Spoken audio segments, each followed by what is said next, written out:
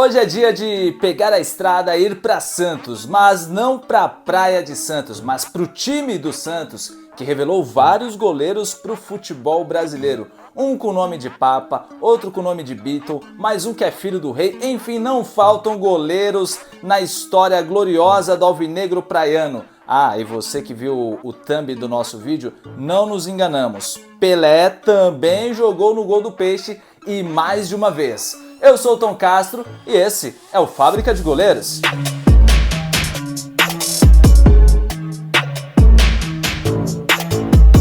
Ó, na moral, já chega no like pra fortalecer, porque pesquisar, escrever, gravar e editar dá um puta trampo, então dá essa moral pra gente, beleza? Começamos hoje com um goleiro que iniciou sua carreira no Santos em 1953 e por lá jogou até 57. Barbosinha é o apelido dele, o nome original é Reginaldo da Costa, que recebeu o apelido de Barbosinha pela semelhança física com o goleiro da Copa de 50, o Barbosa. E aí, parece ou não? O Barbosinha disputava a posição na época com o Manga, que não é o mesmo Manga que jogou no Botafogo, Internacional e Grêmio. Não confunda as mangas, quer dizer, os mangas. O Manga do Santos começou a carreira no Flamengo, o outro Manga começou no Sport. Tô deixando claro aqui só para não ter confusão, beleza? Entre Sport e Flamengo já basta a treta do Brasileiro de 87. Inclusive o Manga que jogou no Santos é o goleiro que mais atuou pelo Peixe, 401 jogos. Ou seja, no Santos ele teve vida longa, quer dizer, manga longa. Voltando aos goleiros revelados pelo Peixe, ainda nos anos 50 surge o Pelé. Por que estamos falando do Pelé na função de goleiro? Porque ele jogou 4 partidas oficiais pelo Santos debaixo das traves. Claro que ele não começou os jogos atuando no gol, mas sempre que precisava o rei pegava as luvas para ajudar os companheiros. Ou era contusão de goleiro, ou era expulsão, enfim. A primeira vez que isso rolou foi em 1959 contra o Comercial pelo Campeonato Paulista. Depois, ele voltaria ao gol santista contra o Grêmio em 1964 pela Taça Brasil e em 2 amistosos. Um contra o Botafogo da Paraíba em 69, quando ele estava perto de marcar o 10º gol, e outro contra o Baltimore Bays nos Estados Unidos. 3 detalhes sobre essas partidas. Em todos os jogos o Santos ganhou, o Pelé sempre fez gol nas partidas e ele não tomou nenhum gol. Não. Ou seja, até debaixo das traves, ele era o rei. O Santos só volta a ter um goleiro formado pelo clube em 73 e foi o Roberto Costa. Ele não se destacou muito no Peixe, mas brilhou em outros cantos do Brasil. No Coritiba, por exemplo, chegou a ser o goleiro menos vazado do Brasileirão de 81, mas foi no rival que ele se consagrou. No Furacão, ele ganhou o apelido de Mão de Anjo. É jogador com o apelido de Mão de Anjo, outro com Pé de Anjo. É tanto anjo que se eles jogassem juntos, o técnico seria o Hélio dos Anjos. Pelo Atlético Paranaense ele foi bola de ouro do Brasileirão de 83 e no ano seguinte foi novamente eleito o melhor jogador do Brasileirão, só que dessa vez jogando no Vasco. Para você ter uma ideia, ele é o único goleiro que conseguiu a bola de ouro 2 vezes. Tafarel, Rogério Ceni ou Valdir Pérez, que foram outros goleiros vencedores do prêmio, levaram uma vez apenas. Em 84 ele vai para o Internacional para substituir o Gilmar Rinaldi, que foi para o São Paulo. Só que ele teve azar porque estava surgindo ninguém mais, ninguém menos que o Tafarel. Aliás, tem um episódio inteiro sobre os goleiros revelados pelo Inter. Card aqui na tela, depois você assiste, hein? Voltando para os anos 70, o Santos revelou o Williams. Não esse. O Williams, goleiro.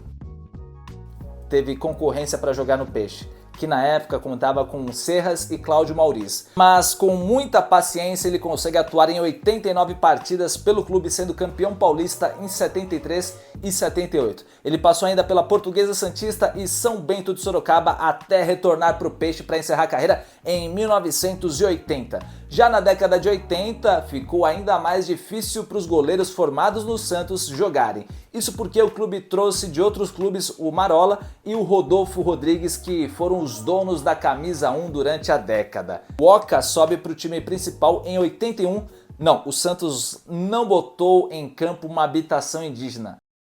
É o nome do cara, Oca. E ele não teve muito espaço. Talvez ele tivesse mais espaço se fosse um cabeça oca. Quem também foi efetivado no time de cima foi o Newton em 1984 e ficou no Santos até 95. Ele ficou mais tempo no banco que o Carlos Alberto de Nóbrega. Depois ele chegou aí para o Criciúma, Bahia, e no fim da década de 80 o Claudinei aparece nos profissionais do Santos, mas como tinha pouco espaço, foi jogar em equipes menores de Minas Gerais e também do interior de São Paulo. Depois, já em 2009, ele começou sua carreira de técnico com passagens pela base e também pelos profissionais do Peixe. Na virada para os anos 90 surge o Edinho, filho do Pelé, que não teve vida fácil na Vila Belmiro. Primeiro, por ser filho do maior jogador de todos os tempos, né? Olha o peso. Segundo, por ter começado tarde a carreira no futebol. E muita gente achava que ele seria atacante, mas o filho de Pelé escolheu jogar de goleiro. Edinho teve 2 passagens no Santos, ficando marcado por ser o camisa 1 do time na campanha do vice-campeonato brasileiro de 1995, que o Santos perdeu para o Botafogo, e a torcida do Peixe adora o Márcio Rezende Freitas. Mas ele também ficou marcado por tomar um dos gols mais bonitos da Vila Belmiro. Aquele do Marcelinho Carioca em 96 foi tão golaço que o jogador do Corinthians ganhou uma placa do Pelé, pai do Edinho. O Edinho perde a titularidade em 97 com a chegada do Zete e sai do Peixe em 98 e vai para Ponte Preta, onde encerrou sua carreira em 99 com apenas 28 anos. Bom, depois que ele encerrou a carreira, o Edinho teve uns BO aí para resolver, né? E quando eu digo BO não é força de expressão, se é que você me entende. Ainda na década de 90, quem também subiu para os profissionais foi o Robson Agondi, que não teve muitas oportunidades, ficou mais conhecido por ter jogado no Remo e também no Paysandu. Ele também teve uma passagem breve pelo Flamengo em 99 e foi campeão da Copa Mercosul, sendo reserva do Klemer. Já dos anos 2000 em diante, muitos goleiros foram revelados pelo Santos, um deles foi o Saulo. Então, para variar... Não esse, o outro Saulo, goleiro. O Saulo veio da base em 2005, mas ficou marcado pelo 7-1. Pelo amor de Deus, editor, o do Corinthians, da Cúmbia, do Tevez, sabe? Aquela coisa. Pouco tempo depois, o Santos promove para o time profissional o Felipe, que de vez em quando jogava, de vez em quando era emprestado, e quando ele teve uma oportunidade de ser titular em 2010, foi campeão paulista, mas falhou em jogos importantes e voltou para o banco de reservas, abrindo espaço para o Rafael Cabral. Rafael Cabral foi o goleiro do tricampeonato da Libertadores em 2011, mas antes, em 2010, jogou as finais da Copa do Brasil, sendo importante nas 2 conquistas. Mas um fato curioso, antes dele se estabelecer no gol do Peixe, foi logo quando ele subiu para o time profissional, ele se machucou em um treino após uma dividida com o Domingos.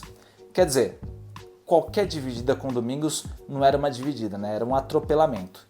Resultado dessa dividida, o Rafael Cabral quebrou a perna e ficou 4 meses afastado. Somente 2 caras encararam Domingos, o Rafael Cabral e o Diego Souza.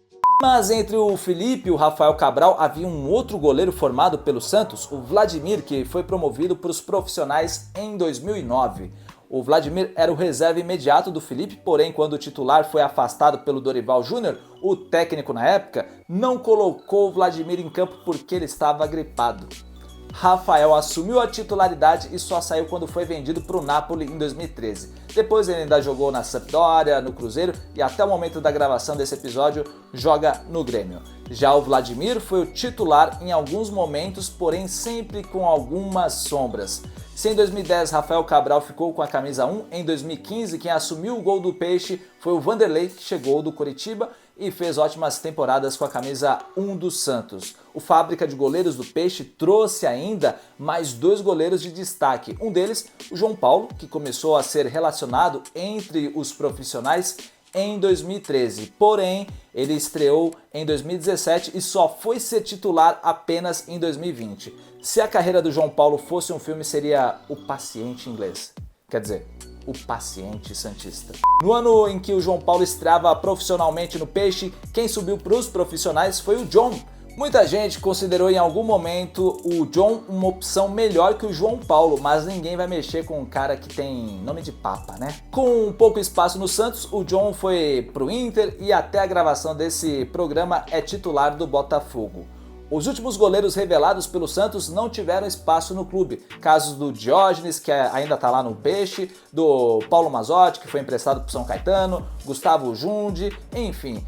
Essa é a fábrica de goleiros do Santos, que tem nomes importantes, o Rafael Cabral, o Roberto Costa, o João Paulo, o John, o Pelé. Qual deles é o teu preferido? Deixa aí nos comentários. Aproveita e compartilha esse vídeo com os teus amigos que torcem pro Santos, beleza? E deixa um like para fortalecer. Tá chegando agora? Aproveita e se inscreve aqui no 0 a 0, beleza? Até a próxima!